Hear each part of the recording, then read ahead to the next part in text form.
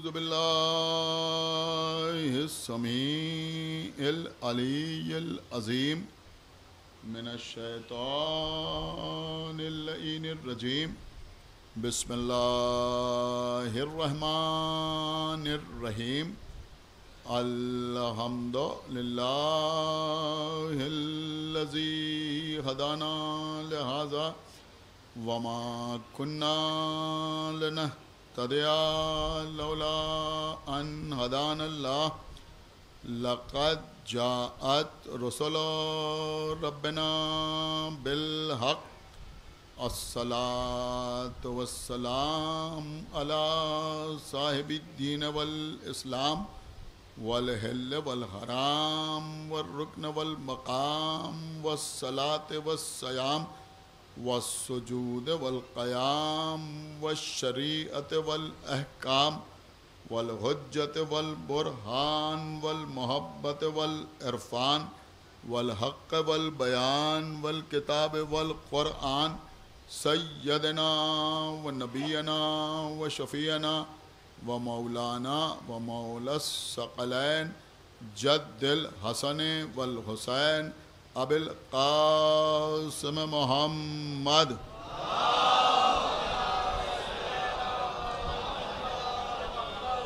وعلى أهل بيته الطيبين الطاهرين المعصومين المظلومين المنتخبين المنتجبين الذين أذهب الله عنهم الرجس وطهرهم تطهيرا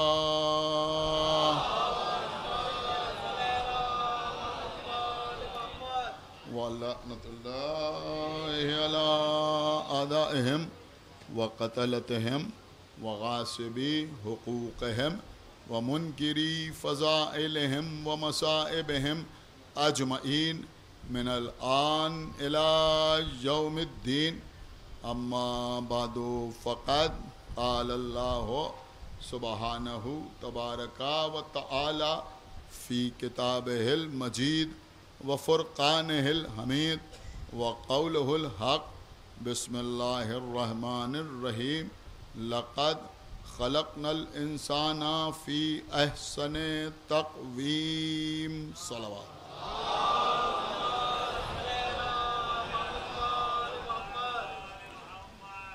حضرات قرآن مجید کا ایک مختصر سا سورہ ہے سورہ التین اس کی ایک مختصر سی آیت کو روزانہ سرنامہ سخن کے طور پر تلاوت کا شرف حاصل کیا ہے ارشاد اقدس الہی ہو رہا ہے کہ بے شک ہم نے انسان کو احسن تقویم کے ساتھ خلق کیا کلام الہی کے بہت سے سوروں میں بہت سی آیات میں اللہ نے انسان کا تذکرہ کیا ایک تو پورا سورہ ہی ہے سورہ انسان کچھ چیزیں میں نے آپ کی خدمت میں عرض کی ظاہر ہے کہ 5 مجالس میں ساری باتوں پر گفتگو نہیں ہو سکتی ہمارے جیسے طالب علم کے لیے بھی اس موضوع میں بہت زیادہ وسعت موجود ہے کل کی مجلس میں نے آپ کی خدمت میں عرض کیا تھا کہ ہمارے مفسرین نے اس آیت کی تفسیر بیان کرتے ہوئے کہ ہم نے انسان کو احسن تقویم سے خلق کیا احسن تقویم کے معنی یہ بیان کیے ہیں کہ انسان کو ایسی فطرت پر خلق کیا کہ وہ حق کو پہچان لے تو ایک بات یہ بھی سمجھ میں آئی کہ اگر کوئی شخص حق کو نہ پہچان سکے تو وہ مسلمان انسان کہنے کے بھی لائق نہیں۔ اب چونکہ بات حق کی ہو رہی ہے، لہذا میں آپ کو انسان کے موضوع پر ایک چھوٹا سا سورہ اور سنا دوں جو یہاں بیٹھے ہوئے تمام حضرات کو یاد ہوگا۔ بسم اللہ الرحمن الرحیم۔ والعصر ان الانسان لفی خسر۔ باقاعدہ تاکید کے ساتھ کہا جا رہا ہے، اور قسم بھی ہے، انا بھی ہے، لام تاکید بھی ہے، اللہ کا کلام بھی ہے، تو میں سمجھتا ہوں تاکید ہی تاکید ہے، زور ہی زور ہے کہ تمام انسان خسارے میں، گھاٹے میں ہے، نقصان میں ہے۔ مال جمع کر لیں مگر گھاٹے میں، دولت حاصل کر لیں مگر گھاٹے میں، تخت و تاج کے مالک ہو جائیں مگر گھاٹے میں، شہرت حاصل کر لیں مگر گھاٹے میں، 100 سال کی عمر حاصل کر لیں مگر گھاٹے میں۔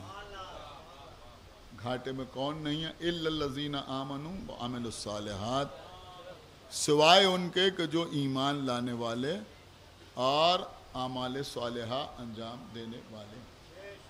وَتَوَاصَوْا بِالْحَقِّ وَتَوَاصَوْا بِالصَّبْرِ، اور یہ لوگ اپنی ذات تک ایمان لانے والے اور اعمال صالحہ انجام دینے والے نہیں ہیں، بلکہ یہ دوسروں کو بھی حق اور صبر کی وصیت کرتے ہیں۔ دیکھیں قبلہ اب ایک بات ذہن میں آتی ہے کہ بھئی ہمیں ایمان لانے کی یا اعمال صالحہ انجام دینے کی ضرورت کیا ہے؟ تو میں عرض کروں کہ انسان جسم اور روح کا مرکب ہے، جسم بھی اور روح بھی۔ اگر صرف جسم ہو تو بھی انسان مکمل نہیں ہے، اور اگر صرف روح ہو، ایک صلوات پڑھیں بر محمد،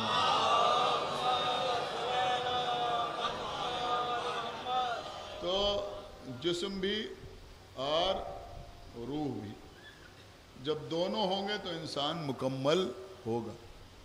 آدم بھی قابل سجدہ تبھی بنے جب جسم میں روح داخل ہوئی۔ جب تک روح نہیں تھی، آنکھیں تھیں، زبان تھی، چہرہ تھا، ہاتھ تھے، پیر تھے، مگر آدم قابل سجدہ نہیں تھے۔ تو انسان کے لیے جسم بھی ضروری ہے اور روح بھی ضروری ہے۔ جسم ظاہر ہے، روح غائب ہے۔ جسم دکھائی دیتا ہے، روح دکھائی نہیں دیتی۔ اب اگر آپ داد دینا چاہیں تو ایک جملہ کہوں کہ جو ظاہر ہے وہ زندہ رہنے کے لیے ہے، جو غائب ہے وہ زندہ رکھنے کے لیے ہے۔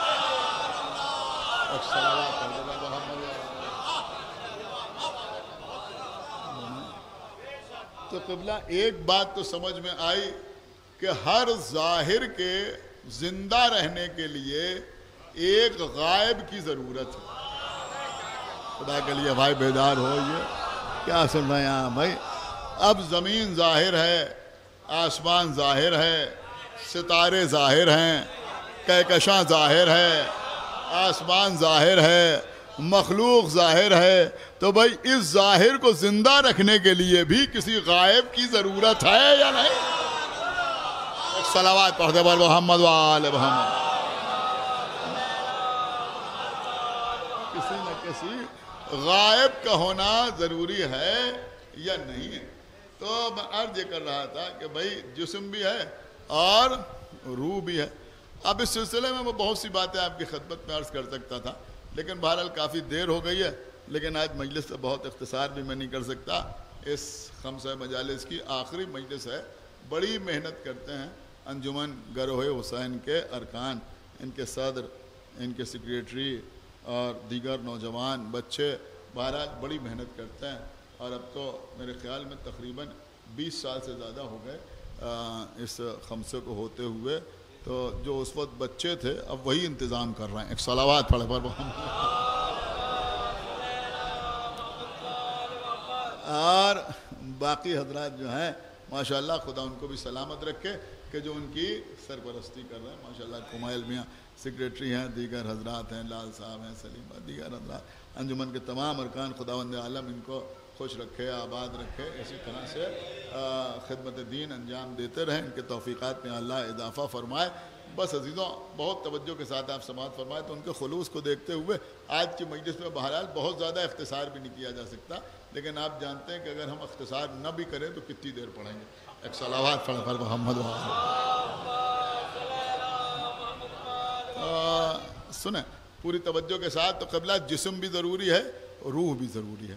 اب جسم کی بھی ضروریات ہیں اور روح کی بھی ضروریات ہیں، یا پھر آپ یوں سمجھیں کہ جسم کے لیے بھی غذا ضروری ہے اور روح کے لیے بھی غذا ضروری ہے. تو اب جسم کی غذا کیا ہے؟ کہا کھانا. جسم کی غذا کیا ہے؟ کہا پانی. اسی طرح سے روح کی غذا کیا ہے؟ کہا روح کی غذا ہے ایمان. آپ نے غور کیا؟ روح کی غذا ہے عمل صالح. صلوات پڑھے بر محمد وآل محمد. تو یہ جو آپ اعمال صالحہ انجام دیتے ہیں یہ روح کی زندگی ہے. آپ سمجھ رہے ہیں؟ یہ آپ کی روح کی زندگی ہے. اب میں دھیرے دھیرے بات کو آگے بڑھاؤں تاکہ بات جو ہے وہ آسان ہو جائے. دیکھیں عزیزوں دوسرے حضرات بھی مجلس سنتے ہیں. ایک الزام ہم پر ہمیشہ سے یہ لگتا چلا آیا ہے کہ یہ لوگ رسول اللہ کا ذکر نہیں کرتے، اللہ کا ذکر نہیں کرتے. ایک دن پوری مجلس میں نے اللہ پہ پڑھی اور آپ نے ماشاءاللہ ویسے ہی داد دی، اس لیے کہ علی والے ہی جانتے ہیں کہ اللہ کیا ہے.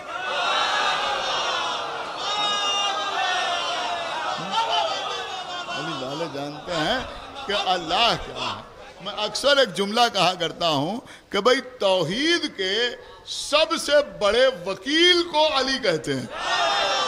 سب سے بڑے وکیل.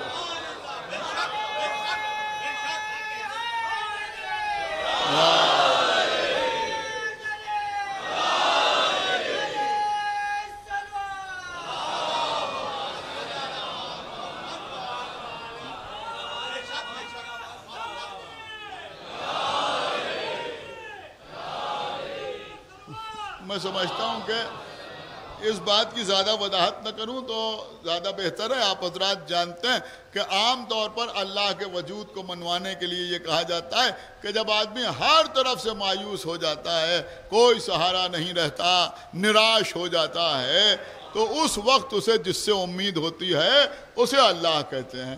اس کا مطلب یہ ہوا کہ بندوں کا مسئلہ یہ ہے کہ جب مایوس ہو جاتے ہیں ہر طرف سے، کیا سن رہے ہیں آپ؟ جب مایوس ہو جاتے ہیں ہر طرف سے تو سجدہ الہی میں سر رکھتے ہیں. تو سب طرف سے مایوس ہو کے سجدے میں سر رکھنے والا اور ہوتا ہے، اور سورج کو پلٹا کے سجدے میں سر رکھنے والا.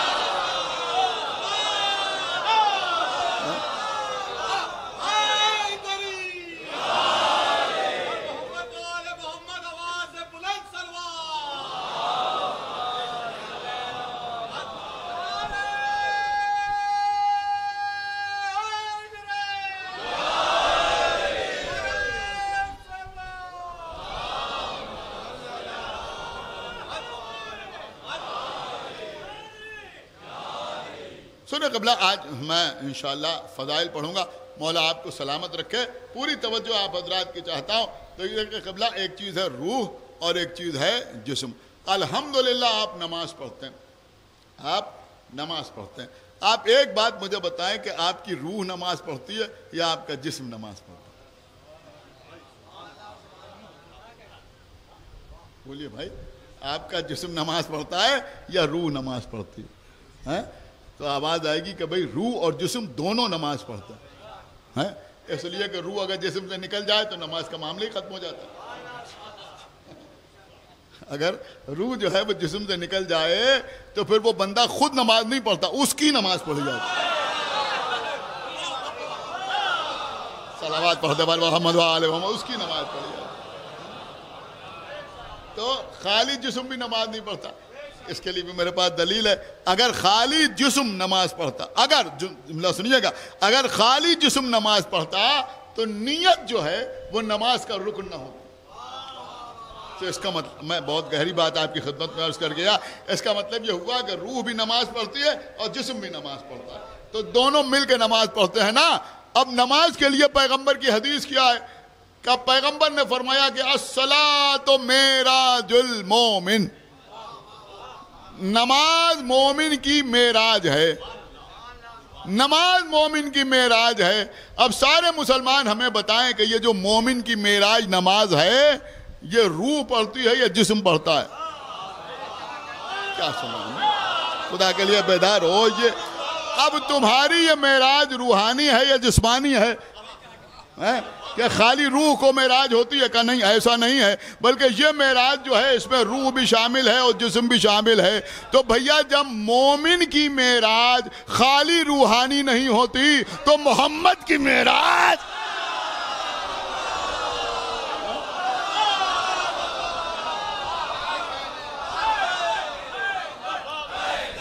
حیدر.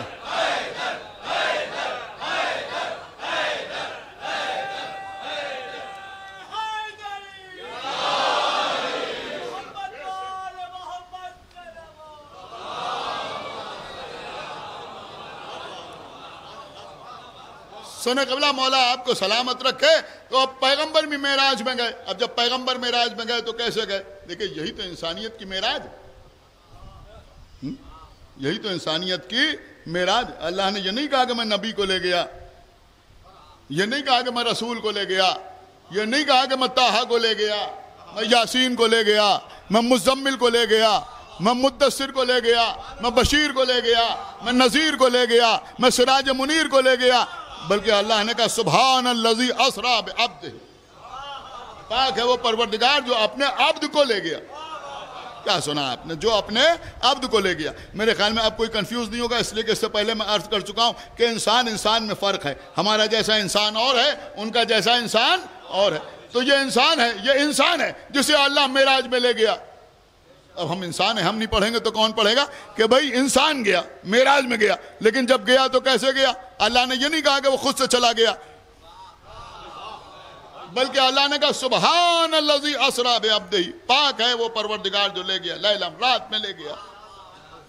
کہاں سے کہاں لے گیا؟ من المسجد الحرام, مسجد حرام سے لے گیا, الی المسجد الاقصی, مسجد اقصی تک لے گیا. ساری رپورٹنگ ہو گئی نا, سب کچھ اللہ نے بیان کر دیا, کس کو لے گیا, کون لے گیا, کب لے گیا, کہاں سے لے گیا, کہاں لے گیا, کیوں لے گیا, سب کچھ بیان ہوا. بہت توجہ.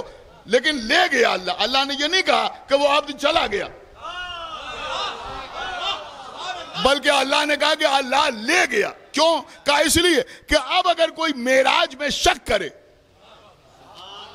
تو یہ محمد کی عظمت پہ شک نہیں ہوگا, اللہ کی قدرت پہ شک ہوگا.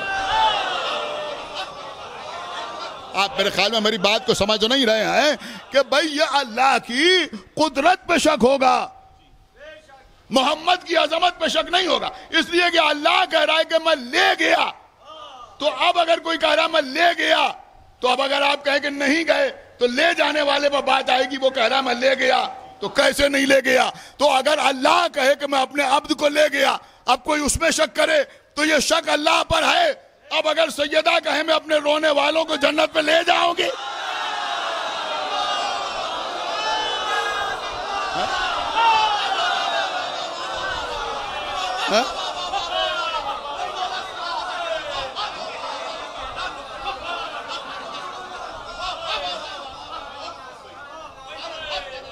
ایک صلوات اور پڑھ دے بر محمد وآلہ.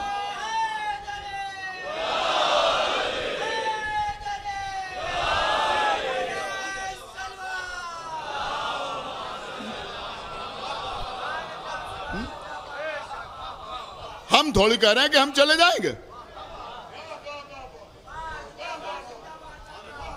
اما ہم تھوڑی کہہ رہے ہیں کہ ہم چلے جائیں گے. دیکھیے آپ پریشان نہ ہوا کیجئے. کبھی کبھی ہمارے یہاں لوگ نہ جاننے کی وجہ سے پریشان ہو جاتے ہیں. صاحب یہ کہیں گے تو دوسرے کیا کہیں گے, اتنا آسان ہو گیا. اما ہم تو کہتے ہی نہیں کہ ہم جنت پہ چلے جائیں گے. وہ کہتے ہیں ہم بکرے پہ بیٹھ کے چلے جائیں گے, بھینسے پہ بیٹھ کے چلے جائیں گے.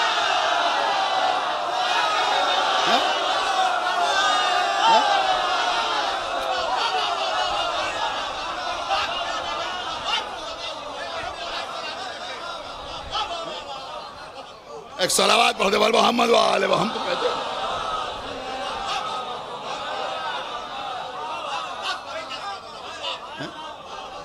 ایک صلوات اور پڑھ دے بول محمد و آل محمد.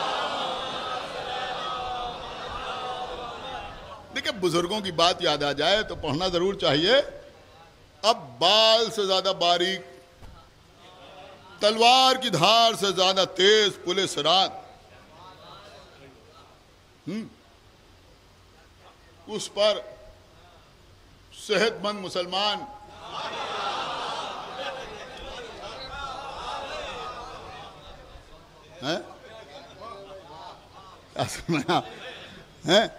دمبے پر، مینڈھے پر، بکرے پر، اب دیگر جانوروں کے نام لینا مناسب نہیں ہے، ان پر بیٹھے ہوئے چلے جا رہے ہیں اتنے پتلے راستے پر. خطیب آل محمد علامہ اظہر حسن زیدی فرماتے تھے، اب زیادہ میں وضاحت نہیں کروں گا، میں دیکھتا ہوں کہ آپ کی سماعتیں کس منزل کے اوپر ہیں. وہ کہتے تھے بھائی اتنے پتلے راستے پر یہ جانور ڈگمگا کے آگے بڑھ رہے ہیں، نیچے جہنم ہے اور جانوروں کے اوپر لوگ ہیں. کیا سنایا؟ اور اللہ نے جنت کے دروازے پر اصحاب کہف کے کتے کو بٹھا رکھا ہے.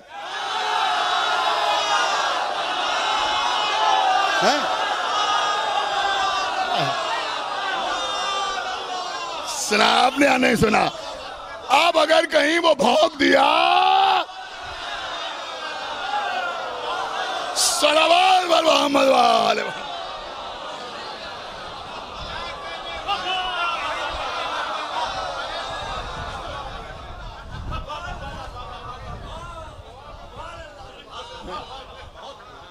تو اللہ کہہ رہا ہے کہ وہ لے گیا. اب گئے پیغمبر، کس کے ساتھ گئے؟ جبرائیل کے ساتھ گئے. اب جبرائیل کے ساتھ گئے، انسان ہے اشرف المخلوقات، اب گئے جبرائیل کے ساتھ تو جبرائیل افضل ہو گئے نا. پہلے آسمان پر جبرائیل کے ساتھ، دوسرے آسمان پر جبرائیل کے ساتھ، تیسرے آسمان پر جبرائیل کے ساتھ. اب ہر جگہ کی رپورٹنگ جبرائیل ہی کر رہے ہیں نا، ساتھ ہیں جبرائیل، ساتویں آسمان تک جبرائیل ہیں. لیکن اب انسان کی عظمت دکھانا ہے نا. کبھی کبھی بھائی ایسے بھی معراج کو سنو، اب انسان کی عظمت دکھانا ہے. اب فرشتہ ساتھ ہے، فرشتہ ساتھ ہے. لیکن ایک موقع ایسا آیا جہاں جبرائیل نے کہا اب میں آگے نہیں جا سکتا. اب سمجھ میں آیا انسان کسے کہتے ہیں؟ فرشتے نے کہا اب میں آگے نہیں جا سکتا. رسول اللہ نے کہا کہ کیا جبرائیل تم سب کو یہیں چھوڑ گئے کہ کوئی اور یہاں تک آئے ہی کہاں؟ اب نبی آگے بڑھے. اب میں نے وہ سب ترک کر دیا، بہت سی چیزیں کہ نالائن اتارنا چاہیے، اللہ نے کہا نہیں ایسے ہی چلے آؤ. اب نالائن پہنے ہوئے گئے. نبی کہہ رہے ادن و منی کی آواز آ رہی تھی. نبی فرماتے ہیں ایک بار ادن و منی سننے کے بعد میں اتنا فاصلہ طے کرتا تھا جتنا زمین سے یہاں تک کیا تھا. ایک بار سننے کے بعد. اللہ اکبر، آپ نے شاید غور ہی نہیں کیا جملے کے اوپر. اتنا فاصلہ میں طے کرتا تھا. جب اتنا فاصلہ طے کرتا تھا، اب اکیلے جا رہے ہیں نبی، اکیلے تنہا. اب براق نہیں ہے، سن رہے ہیں آپ؟ اب رف نہیں ہے، اب جبرائیل بھی ساتھ نہیں ہے، اب نبی تنہا آگے بڑھ رہے ہیں نبی. پھر آواز آئی ادن و منی، پھر اتنا فاصلہ طے کیا. پھر آواز آئی ادن و منی، اور قریب آؤ، اور قریب آؤ، اور قریب آؤ. پیغمبر آگے بڑھتے چلے جا رہے ہیں. اب بیان یہ ہوتا ہے کہ جیسے جیسے آگے بڑھتے جا رہے ہیں بے چینی بڑھتی جا رہی، بے قراری بڑھتی جا رہی. ظاہر سی بات ہے کہ جتنا اللہ کی معرفت ہوگی ویسے ہی تو خوف الہی ہوگا نا. آپ سمجھ رہے ہیں نا؟ یہ محبت والا خوف ہے. بہت توجہ آپ، معرفت والا خوف ہے. آگے بڑھتے چلے جا رہے ہیں. بس عزیزوں، مجھے پوری معراج نہیں پڑھنا ہے آج، آپ کو میں کہیں لے جانا چاہتا ہوں. انشاءاللہ آپ محسوس کریں گے تو محسوس ہوں گے، اور شاید کسی حد تک آج موضوع بھی انسان کا مکمل ہو جائے گا. اب جب پیغمبر اس پردہ معراج کے قریب پہنچے، تو پیغمبر بے قرار، بے چین کا اسی وقت پردے کے پیچھے سے ایک ہاتھ نکلا. سنیے، پردے کے پیچھے سے ایک ہاتھ نکلا. وہ پیغمبر کی پشت پہ آیا. کہاں آیا؟ جہاں مہر نبوت تھی، وہاں وہ ہاتھ آیا. پیغمبر کہتے ہیں میں نے، اب یہ جملے اللہ کے رسول کے ہیں کہ فرمایا کہ میں نے اس ہاتھ کی ٹھنڈک محسوس کی. اللہ اکبر. کیا محسوس کیا؟ دیکھیے آپ نے بالکل توجہ نہیں فرمائی، شاید آپ کا ذہن کہیں اور ہے. یہ ہاتھ وغیرہ کا معاملہ وہ ہوتا ہے کہ جہاں آدمی کہتا ہے گرمی محسوس کی. آپ نے شاید غور نہیں کیا. ہم نے تو ان کے ہاتھ کی گرمی محسوس کی، لیکن رسول فرما رہے ہیں میں نے اس ہاتھ کی ٹھنڈک محسوس کی. اور پیغمبر فرماتے ہیں کہ زندگی بھر اس ہاتھ کی ٹھنڈک کا احساس ہوتا رہا. ایک بار ہاتھ آیا، ایک بار آیا اور میں اس کی ٹھنڈک کا لطف حاصل کرتا رہا. اب یہ مجمع تو جو بھی سمجھ کے داد دے رہا. ہم نے پوچھا بھئی یہ ہاتھ کس کا تھا؟ کس کا ہاتھ تھا؟ سنے نہیں وہ تو حقیقت ہے، لیکن چلیے ہم نے پوچھا کس کا ہاتھ تھا تو لوگوں نے کہا ارے یہ تو آپ ہر معاملے میں مولا علی کا نام لے لیتے ہیں. چلیے اس وقت ہم علی کا نام نہیں لیں گے. بہت توجہ، ابھی نہیں لیں گے، بہت توجہ. کس کا ہاتھ تھا؟ کہ یہ اللہ کا ہاتھ تھا. کیا سنا آپ؟ یہ کیا تھا؟ سنیے بھائی پوری توجہ کے ساتھ، پوری توجہ. یہ کیا تھا؟ کہ یہ اللہ کا ہاتھ تھا. اب سمجھ میں آیا. محمد جب معراج میں گئے تو مہر نبوت تک اللہ کا ہاتھ آیا. چلیے آپ ہی کی مان لی. مہر نبوت تک اللہ کا ہاتھ آیا. میں سمجھتا تھا شاید آپ پہنچ جائیں گے. مہر نبوت تک اللہ کا ہاتھ آیا. اما جس مہر نبوت تک معراج میں اللہ کا ہاتھ آیا، کعبے میں اسی مہر نبوت تک علی کا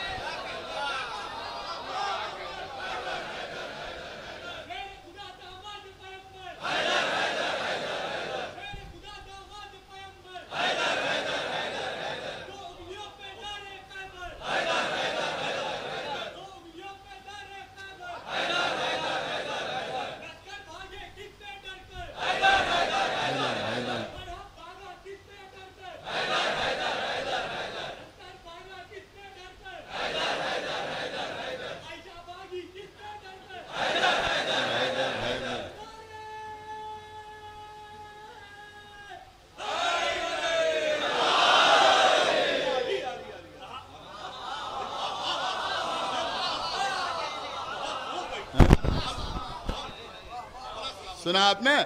خانہ کعبہ ہے،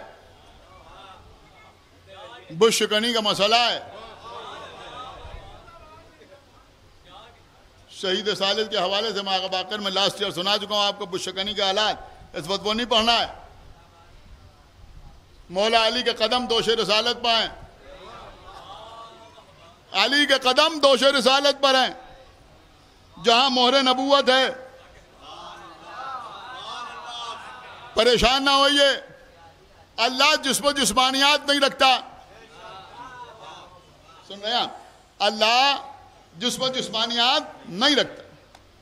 وہ لامکان ہے. اسے گھر کی بھی ضرورت نہیں، مکان کی بھی ضرورت نہیں، لیکن نسبت کی وجہ سے وہ اگر چاہے تو آدم کے بدل میں داخل ہونے والی روح کو اپنی روح کہہ دے.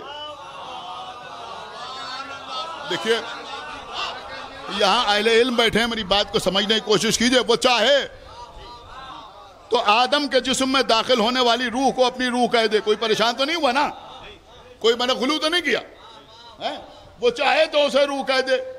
وہ چاہے تو ابراہیم اور اسماعیل کے بنائے ہوئے کعبے کو اپنا گھر کہہ دے، حالانکہ اسے گھر نہیں چاہیے، لیکن پھر بھی کعبہ بیت اللہ. وہ چاہے تو علم یجد کا یتیمن فآوا کہہ کر ابو طالب کی امان کو اپنی امان کہہ دے. کیا سن رہے ہیں ایک صلوات پڑھے بر محمد وآل محمد. وہ چاہے تو خدیجہ کے مال کو اپنا مال کہہ دے. یہ سب قرآن کے اشارے ہیں یا نہیں؟ آپ سمجھ رہے نہیں؟ وہ چاہے تو اسے اپنا مال کہہ دے. وہ چاہے تو محمد سنگریزے پھینکیں. وما رمیت اذ رمیت ولکن اللہ رما. نہیں پھینکے آپ نے سنگریزے مگر یہ کہ اللہ نے پھینکے. تو ان کے عمل کو اپنا عمل کہہ دے. تو وہ جسم و جسمانیات تو نہیں رکھتا، لیکن جس کی آنکھ کو چاہے اپنی آنکھ کہہ دے. اسے اختیار ہے یا نہیں؟ دیکھیں یہ بھی ایک موضوع ہے، خدا کے لیے بہت توجہ کے ساتھ سنیے گا. جس کی آنکھ کو چاہے اپنی آنکھ کہہ دے. میں سوچ رہا ہوں کہ میں آگے نہیں بڑھ رہا ہوں، میں تھوڑا آپ کو پیچھے لا رہا، لیکن انشاءاللہ آپ کو اس پہ لطف آئے گا. وہ جس کی آنکھ کو چاہے اپنی آنکھ کہہ دے، جس کے کان کو چاہے اپنا کان کہہ دے، جس کی زبان کو چاہے اپنی زبان کہہ دے، جس کے لہجے کو چاہے اس کو اپنا لہجہ کہہ دے، جس کی آواز کو چاہے اسے اپنی آواز کہہ دے. سارے اشارے موجود ہیں. وہ جس کے ہاتھ کو چاہے اپنا ہاتھ کہہ دے، وہ جس کے سینے کو چاہے اس کو اپنا سینہ کہہ دے. سننا ہے آپ؟ تو پھر یہ بھی ماننا پڑے گا کہ وہ جس کے پاؤں کو چاہے اپنا پاؤں بنا دے. بھئی خدا کے لیے بیدار ہوئیے. ایک صلوات پڑھیں بر محمد وآل محمد. وہ جس کے پاؤں کو چاہے اپنا پاؤں بنا دے. کوئی یہ نہ سوچے یہ شیعہ کیا کیا اڑا رہے ہیں، اما ہمیں بھی معلوم ہے جہنم میں پائے ڈالنے والی روایت.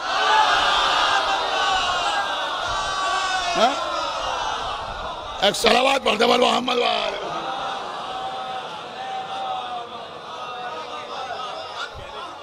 سنیے قبلہ مولا سلامت رکھیں. آج میں نے چاہا کہ آج میں فضائل پڑھوں. پوری توجہ آپ حضرات کی چاہتا ہوں.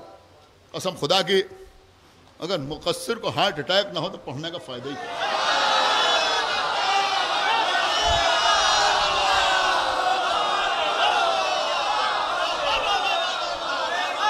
ایک صلوات پڑھتے بر محمد وآل محمد.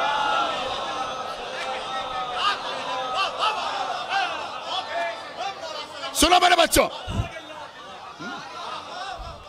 جس کے دل میں علی بستے ہیں وہ سنیں.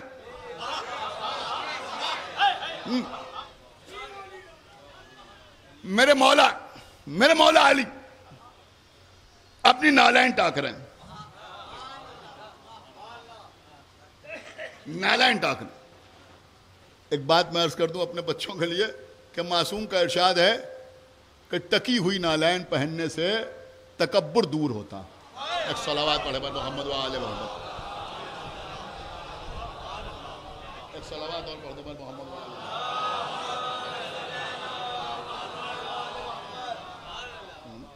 تو یہ بھی بہت ضروری ہے بتا دینا. ایک صلوات اور پڑھتے بر محمد وآل محمد. میرے مولا اپنی نالین ٹاک رہے ہیں. بہت بوسیدہ نالین، بہت بوسیدہ. اس سے پہلے نماز کتنی بار ٹچ چکی، جڑ چکی. اب وہ کام بھی میرے مولا اپنے ہاتھ سے کر. اپنی نالین اپنی خود ٹاک رہے. عبداللہ ابن عباس نے دیکھا، اور یہ اس وقت کا واقعہ ہے کہ جب مولا علی کو حکومت بھی مل چکی، ظاہری طور پر بھی خلیفہ، خلافت ظاہری بھی علی کے پاس.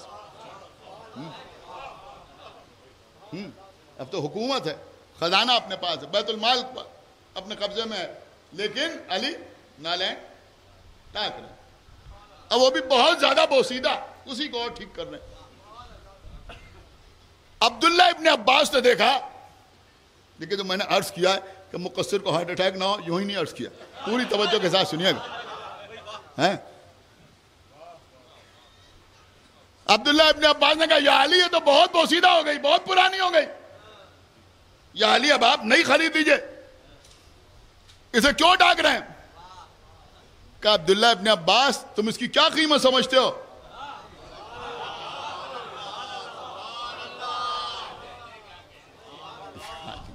اس کی کوئی قیمت ہی نہیں. اتنی پرانی نالین ہو گئی، اتنی بوسیدہ ہو گئی، جگہ جگہ سے پھٹی ہے، آپ اس کی مرمت کر رہے ہیں. یعنی اس کی قیمت کیا ہوگی؟ میرے مولا نے فرمایا کہ اس ٹوٹی ہوئی نالین کی قیمت علی کی نگاہوں میں تمہارے تخت حکومت سے زیادہ.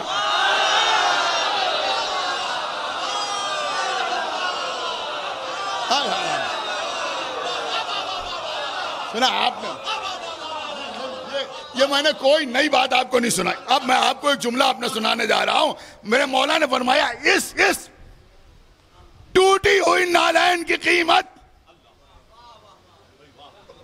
میری نظر میں تمہارے تخت حکومت سے زیادہ ہے. تمہارے تخت حکومت سے زیادہ ہے. دیکھیں ابھی میں نے جو تمہید قائم کی تھی وہ آپ کے ذہن میں ہے نا. علی کے قدم دوش رسالت پہ آئے نا. بہت توجہ آپ حضرات کی چاہتا ہوں. اس کی قیمت، اس ٹوٹی ہوئی نالین کی قیمت تخت حکومت سے زیادہ ہے. میں کہوں گا کیوں نہ ہو، اس لیے کہ تخت حکومت پر انسانوں کے پاؤں آتے ہیں، اس نالین میں اللہ کا پاؤں آتا ہے.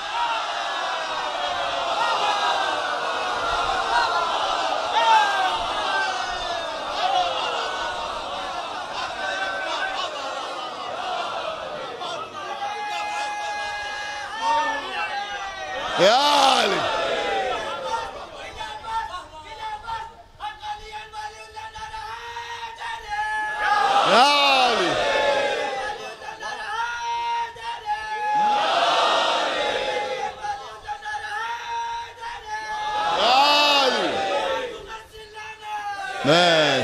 سنے قبلہ.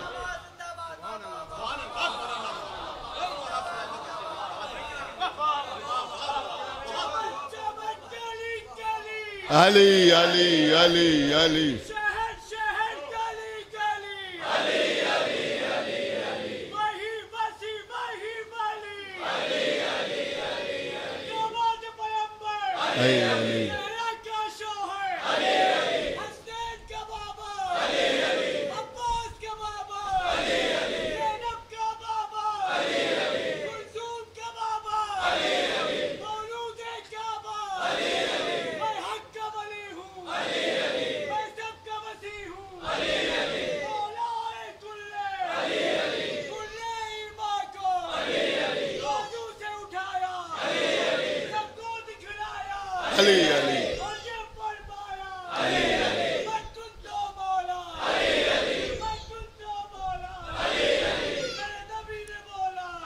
علی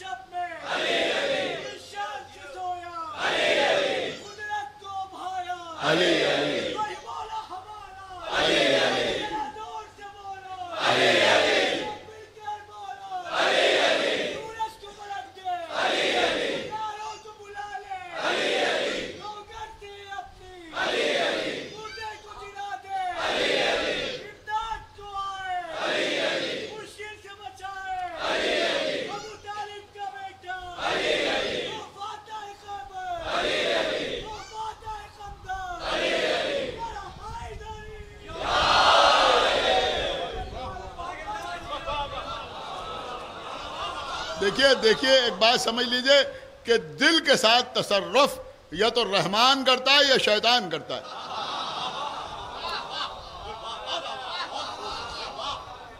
جب رحمان دل کے ساتھ تصرف کرتا ہے تو اسے الہام کہتے ہیں، اور جب شیطان دل کے ساتھ تصرف کرتا ہے تو اسے وسوسہ کہتے ہیں.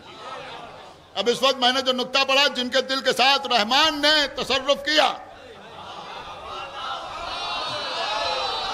وہ خوش ہوئے، انہوں نے نعرے لگائے.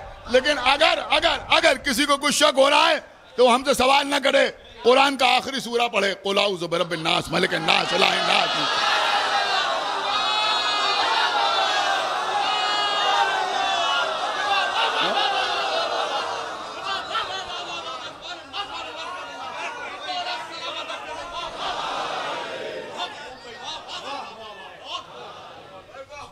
ایک صلوات اور پڑھتے والے محمد وآلہ.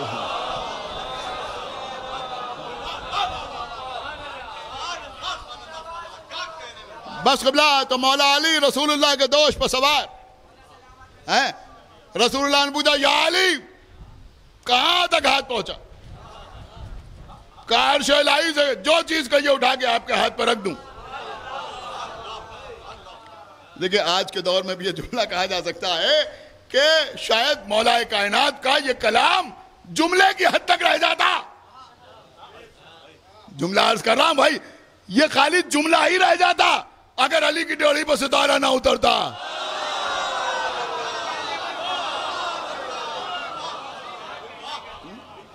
کہ عرش الہی سے جو چیز کہیے اٹھا کے آپ کے ہاتھ پر رکھ دوں.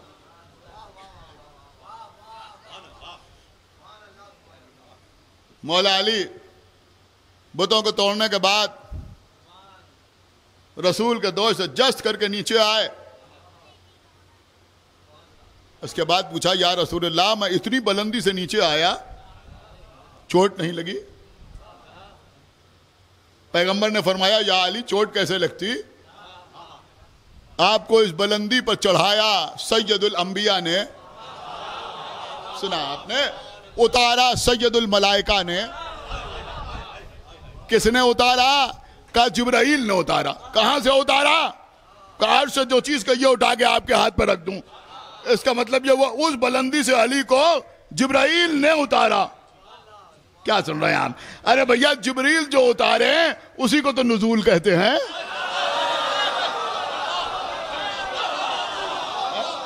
ایک صلوات پڑھ دے محمد والے.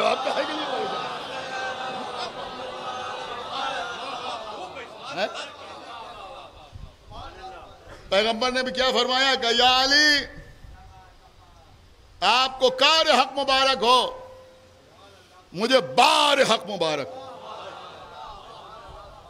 بس موضوع مکمل ہو گیا. آپ کو کار حق مبارک ہو, مجھے بار حق مبارک ہو. رسول اللہ نے علی کو حق کہا. کیا خدا کے لیے بھائی بیدار ہوئیے. اما رسول اللہ نے علی کو حق کہا. اور کہاں کہا؟ کعبے میں کہا. کعبے میں کہا. میں جملہ کہوں گا ضرور. کعبے میں کہا علی کو رسول نے حق. اب یہ علی حق کا نعرہ پنجاب سے نہیں آیا ہے, کعبے سے آیا ہے.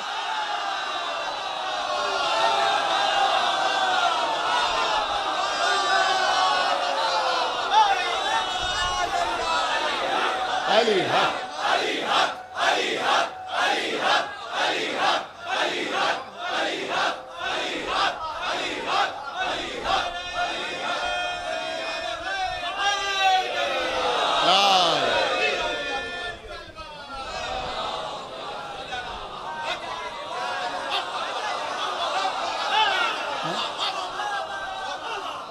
اب آپ پریشان نہ ہو. اللہ کہہ رہا ہم نے انسان کو احسن تقویم سے خلق کیا ہے. احسن تقویم کا مطلب ہے, احسن تقویم کا مطلب ہے حق کو پہچاننا. اب یہ جو لوگ علی علی کے نعرے لگا رہے ہیں یہ انسان ہونے کا ثبوت دے رہے ہیں.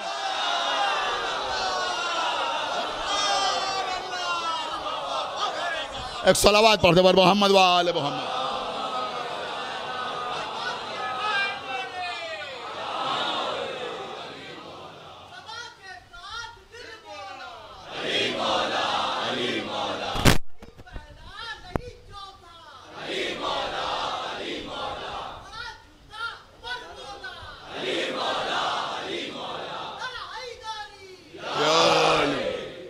بس بہت دیر پڑھ لیا میں نے. مولا آپ کو سلامت رکھے عزیزاں. تو حق تو یہی ہے. خسارے میں بس وہی انسان نہیں ہے جو لوگوں کو حق اور صبر کی وصیت کرتا. مجلس کے دو پارٹ ہیں, دو حصے ہیں, ایک فضائل امیر المومنین, ایک مصائب امام حسین. اسی طرف تو اشارہ ہے. والتواصوا بالحق والتواصوا بالصبر.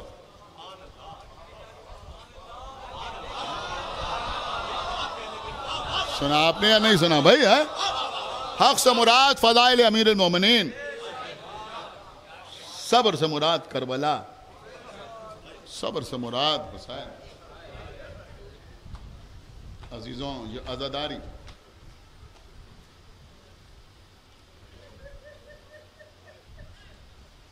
خدا کے لیے عزائے امام حسین علیہ السلام کے ساتھ نادان دوستی بھی نہ دکھائیے.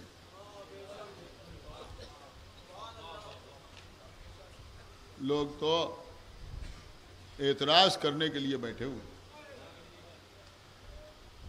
کوئی ایسا کام نہ کیجیے کہ کسی کو کچھ کہنے کا موقع ملے. دیکھیں قبلہ ہر ایک کی اپنی فکر ہوتی ہے، آپ مانیں نہ مانیں آپ پہ اختیار ہے. ہمارے بھائی بیٹھے ہیں مولانا منتظر جعفری صاحب قبلہ اور دیگر حضرات بیٹھے ہوئے ہیں. میں امید کرتا ہوں کہ شاید یہ حضرات میری تائید کریں گے. میں عرض یہ کرنا چاہ رہا ہوں قبلہ پوری قوم سے کہ دینی معاملات میں آپ 20 سال پہلے پلٹ جائیں. ایک صلوات پڑھ دے بر محمد و آلہ محمد. شاید سارے حضرات نے میری بات کے بغور نہیں کی. میں بہت بڑی بات کہہ گیا. 20 سال پہلے آپ پلٹ جائیں، کوئی مسئلہ ہی نہیں تھا. آپ سمجھ رہے ہیں؟ یہ جو عزاداری ہے، ظاہر سی بات ہے کہ عزاداری کے رنگ الگ الگ. جو عزاداری ایران میں ہوتی ہے وہ ایران کے لیے بہتر ہے.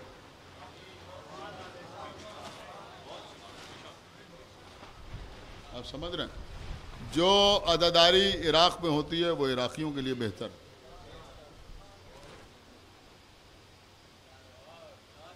خدا کے لیے میری بات سمجھا.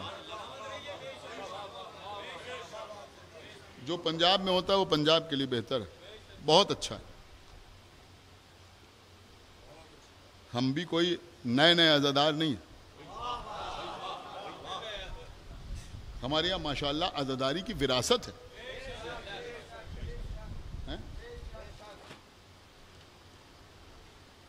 اس لکھنؤ کی بھی ایک وراثت ہے، ایک ادب ہے. عزاداری کا بھی ایک ادب ہے. آپ خدا کے لیے میں بچوں سے کہہ رہا ہوں اس چیز کا خیال رکھیے. یہاں کتنا بڑا پنجہ ہوگا، اسی مناسبت سے پٹکا ہوگا. میری بات سمجھ رہے ہیں؟ بچے نہیں سمجھ رہے. اس کی بھی ایک مناسبت ہے. آپ پرانے گھروں میں جائیے اور وہاں کے علم دیکھیے کہ کیسے علم سجا ہوا ہے. کتنی بڑی چھڑ میں کتنا بڑا پٹکا ہوگا، کتنا بڑا فریرا ہوگا. اس کی تمیز بھی ہونا چاہیے. سمجھ رہے ہیں آپ؟ 12 فٹ کی چھڑ میں 3 فٹ کا پنجہ نہیں لگایا جائے گا. سنیں، میں یہ نہیں کہہ رہا ہوں یہ غلط ہے، نہ یہ کوئی شرعی مسائل، لیکن بہرحال ہمارے شہر کی عزاداری کی ایک تہذیب ہے، اس تہذیب کو برقرار رکھیں. یہاں جو بزرگ بیٹھے میں ان سے پوچھ رہا ہوں، اس لکھنؤ میں اتنی انجمنیں ہیں، یہ انجمن گروہ حسین ہے، دیگر انجمنیں ہیں، علم سب اٹھاتے ہیں. بڑے بڑے علم ہمیشہ اٹھے. ہم بھی اسی شہر میں پیدا ہوئے ہیں تو ہم نے بھی دیکھا ہے سب کچھ. ہم بھی یہیں کے رہنے والے ہیں. تو علم اٹھا. آپ مجھے بتائیے کتنا ہی بلند علم کیوں نہ ہو، لیکن علم ہمیشہ اتنا اونچا بنایا گیا، اس کے اوپر جو صحرا چڑھایا گیا اس کا وزن اتنی مناسبت سے رکھا گیا. بہت توجہ کے ساتھ میری بات سنیے جو میں عرض کر رہا ہوں. اتنی مناسبت سے رکھا گیا کہ ایک آدمی آسانی سے اس علم کو اٹھا لے. ایک صلوات پڑھے بر محمد و آل محمد.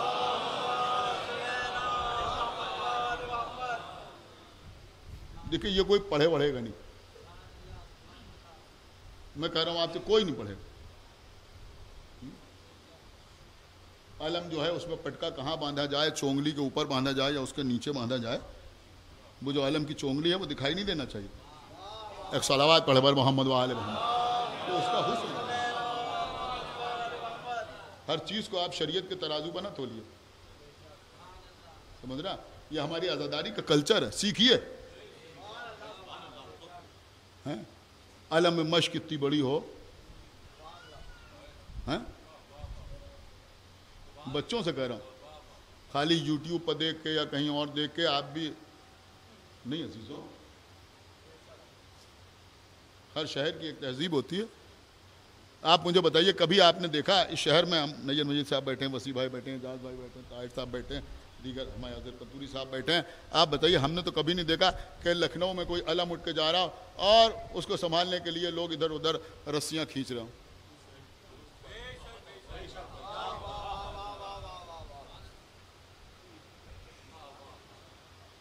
میں پھر کہہ رہا ہوں کہ اگر کہیں ہوتا ہے تو میں اس پر قطعی اعتراض نہیں کر رہا ہوں.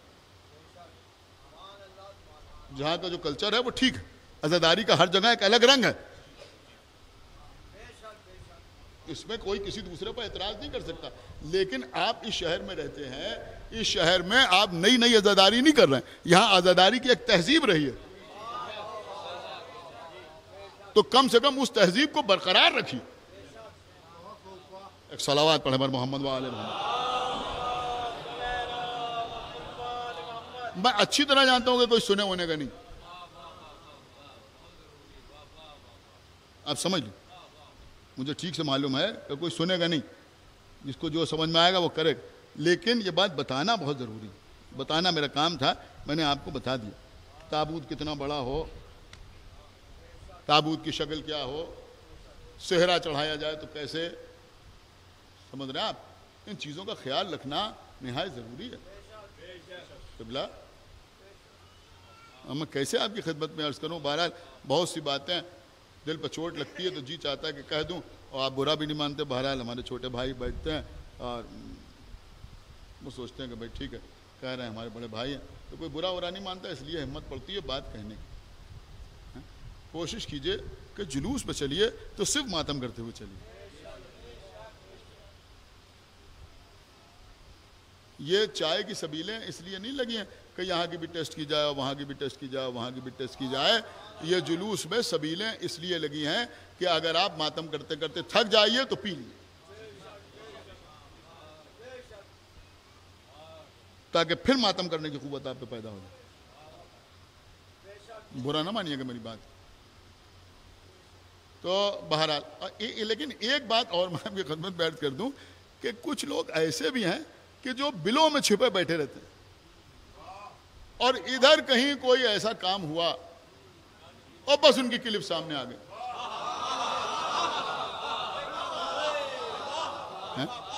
ایک صلوات پڑھے بر محمد وآل محمد۔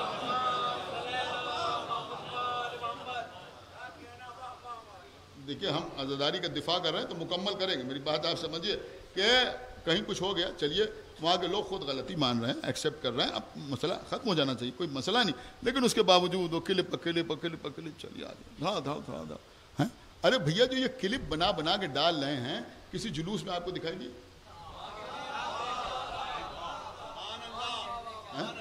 آپ مجھے بتائیے کسی مجلس پہ دکھائی دیتے ہیں؟ ایک صلوات پڑھے بر محمد وآل محمد۔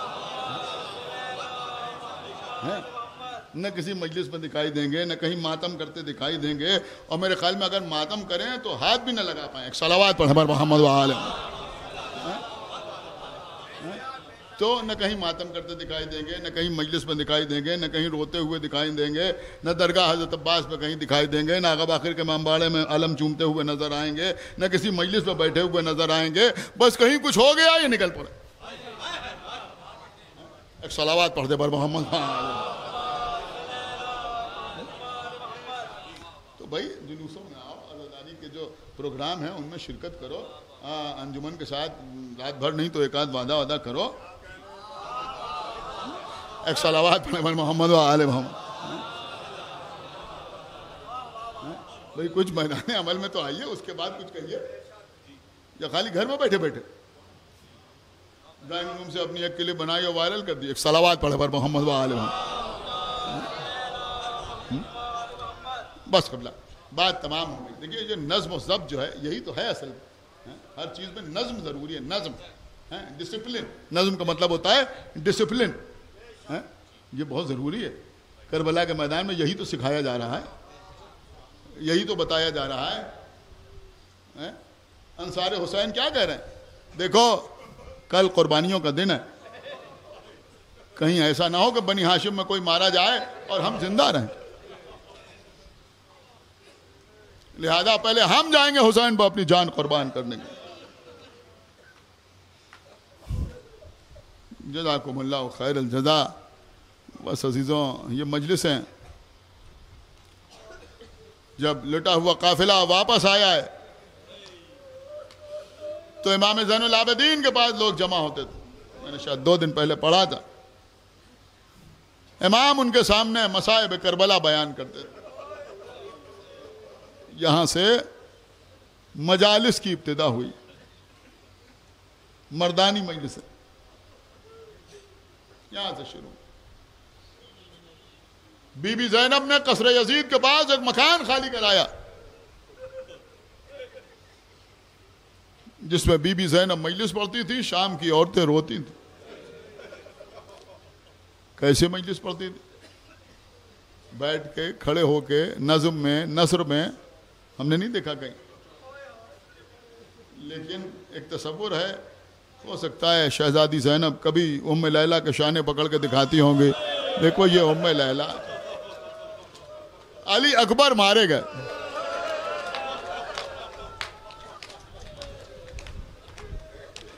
کبھی ام فروا کی طرف اشارہ کرتی ہوں گی, دیکھو یہ مرے بڑے بھائی کی بیوہ ام فروا ہے, قاسم کی لاش پامال ہو گئی. کبھی ام رباب کی طرف اشارہ کرتی ہوں گی, دیکھو یہ ام رباب ہیں, 6 مہینے کے بچے کے گلے پر 3 بھال کا تیر مارا گیا. اور کبھی یہ کہتی ہوں گی, دیکھو میں حسین کی بہن زینب ہوں, میرا بھیا کربلا میں 3 دن کا بھوکا پیاسا مارا.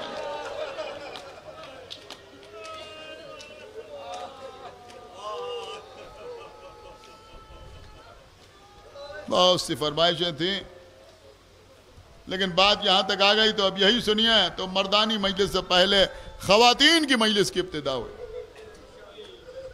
لیکن اس سے بھی پہلے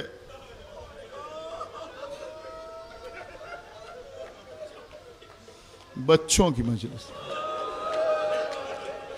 کہاں؟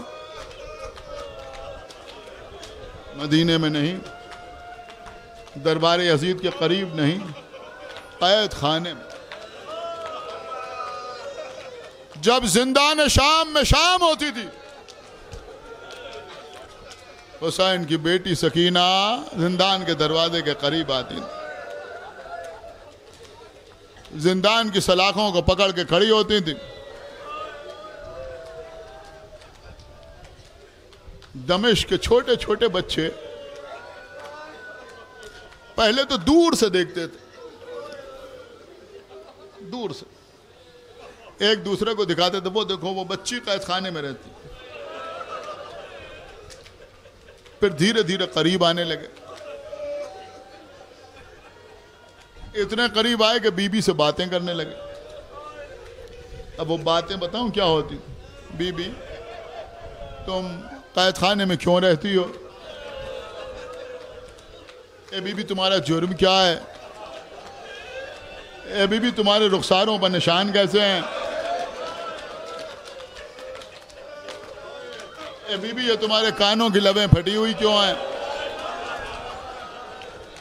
اے بی بی تمہارے بابا تمہیں یہاں سے لے کیوں نہیں جاتے؟ بی بی ساری باتوں کا جواب دیتی تھی. اس کے ساتھ ساتھ ان بچوں سے سوالات بھی کرتی تھی. اے بچوں, تمہارے بابا تم سے محبت کرتے ہوں گے نا؟ ہاں ہاں, ہمارے بابا ہمیں بہت چاہتے. کسی بچے نے کہہ دیا, بی بی ہم تو اپنے بابا کے پہلو میں سوتے ہیں. بی بی کہتی تھی, تم اپنے بابا کے پہلو میں سوتے ہو, میں اپنے بابا کے سینے میں سوتی ہوں.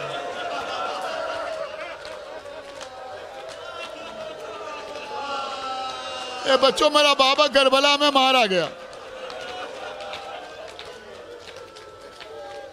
کبھی پوچھتی تھی, بچوں تمہارا کوئی بڑا بھائی بھی ہے؟ بچے کہتے تھے, ہاں ہاں ہمارے بڑے بھائی بھی ہیں.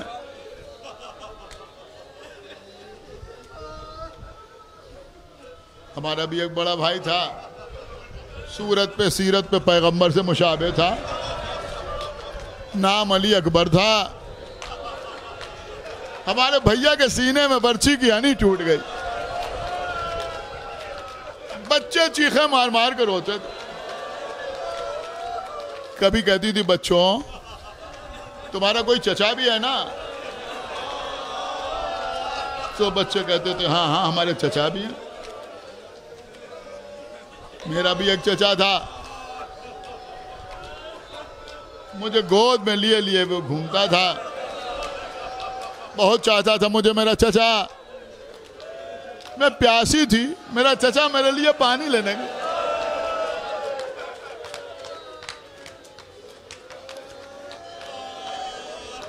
مگر واپس نہیں آیا، بازو قلم ہو گئے۔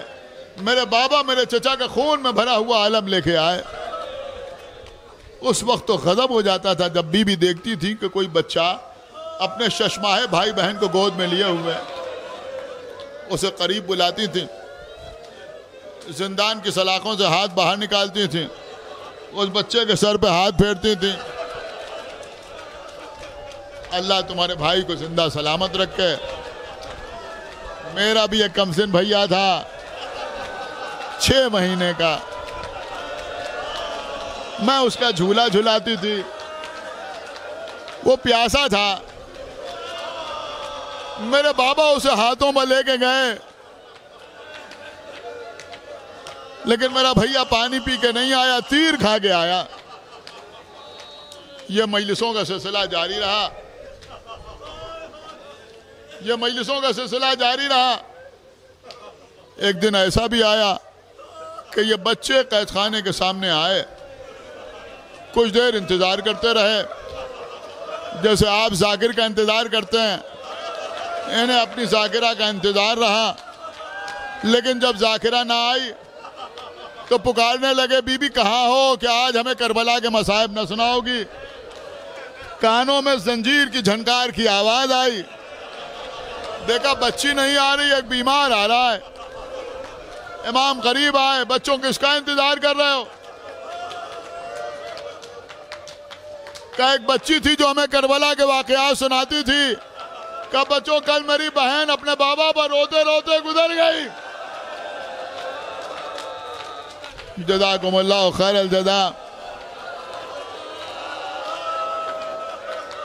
سنیے عزیزوں، مجلس تو یہیں پر تمام ہو سکتی تھی، لیکن آج اس خمسے کی آخری مجلس ہے، 3-4 منٹ آپ مجھے دیں تو میں آپ کی خدمت میں عرض کروں، انشاءاللہ آپ روتے ہوئے اٹھیں گے، ابھی شبیاں بھی برآمد ہوں گی، زنجیر و قمع کا ماتم بھی ہوگا، کوئی کمی نہ کیجیے گا ماتم میں۔ سنیں عزیزوں، علامہ رشید ترابی صاحب مرحوم یہ روایت پڑھا کرتے تھے، میں انہی کے حوالے سے آپ کے حوالے کر رہا ہوں۔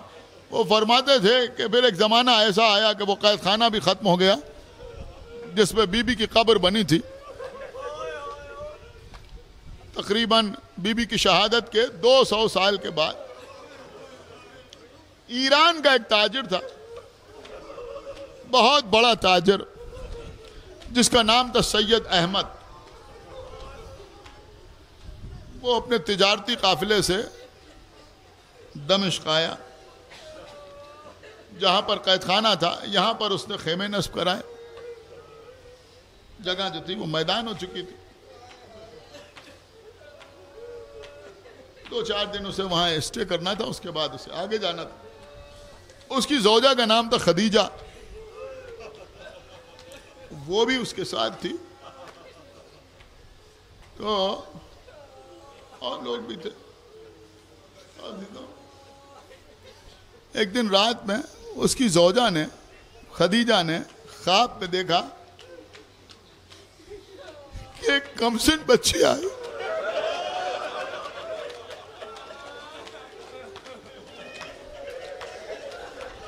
جس کا رخسار نیلے ہے، اور وہ کہہ رہی ہے خدیجہ تم اپنے شوہر سے کہو کہ یہاں پر ہماری قبر ہے اور ہماری قبر میں پانی آ رہا ہے، لہذا ہماری قبر کو یہاں سے منتقل کر دے۔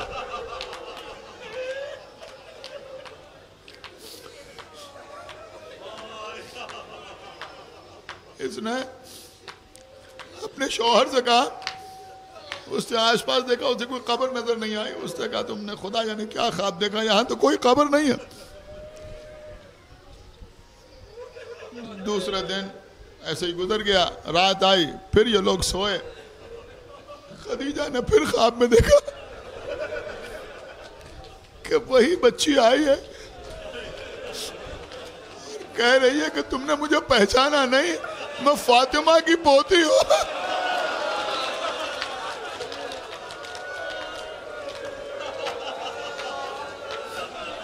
میں حسین کی بیٹی ہوں، میری قبر تمہارے خیمے کے دروازے پہ ہے،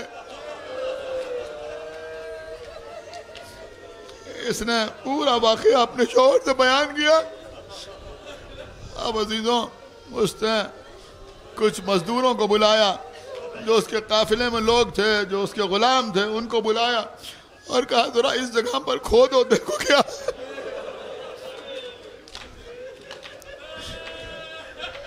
دیکھو کھودو یہاں کیا ہے. لوگ کھودنے لگے. کھودتے کھودتے ایک پتھر سامنے آیا. جب پتھر سامنے آیا تو یہ سمجھ گیا کہ یہ حسین کی بیٹی کی قبر ہے.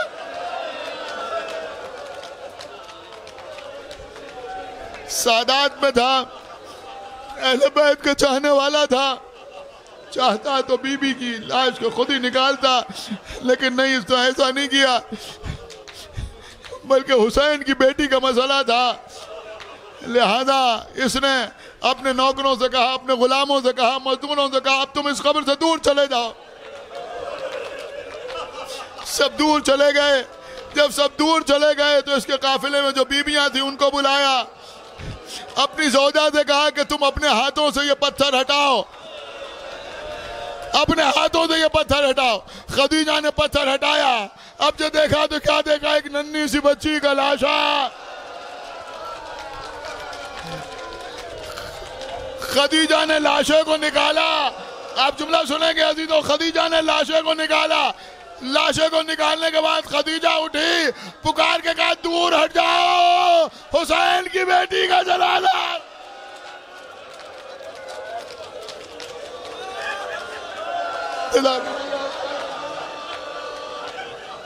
خدا کسی غم میں نہ رلائے سوائے غم حسین کے.